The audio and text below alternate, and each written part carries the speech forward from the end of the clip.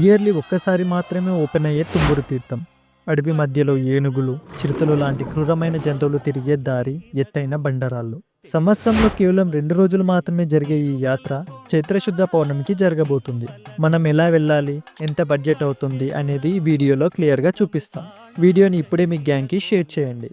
మొదట మీ home town నుండి తిరుపతికి చేరండి. టికెట్ కాస్ట్ అరౌండ్ 200 to 500 వరకు పడుతుంది.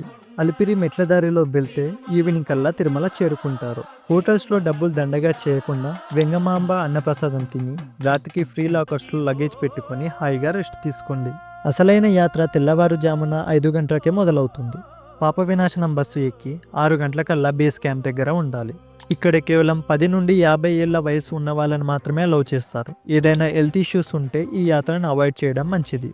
ట్రెక్ స్టార్ట్ చేసే ముందు అక్కడ టీటీడీ వాళ్ళు పెట్టే భోజనం తినేసి ఇక్కడ తుమ్మూరు తీర్థం జర్నీ స్టార్ట్ చేయండి. మీ బ్యాక్ ప్యాక్ వెయిట్ తక్కువ ఉండేలా చూసుకోండి.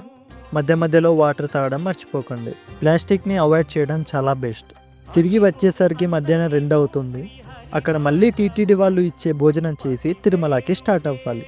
ఆ స్వామి దర్శనం చేసుకొని తిరుపతి నుండి మీ హోమ్ టౌన్కి రీచ్ అవ్వడమే. ఇంతకీ బడ్జెట్ ఎంత అనుకుంటున్నారా?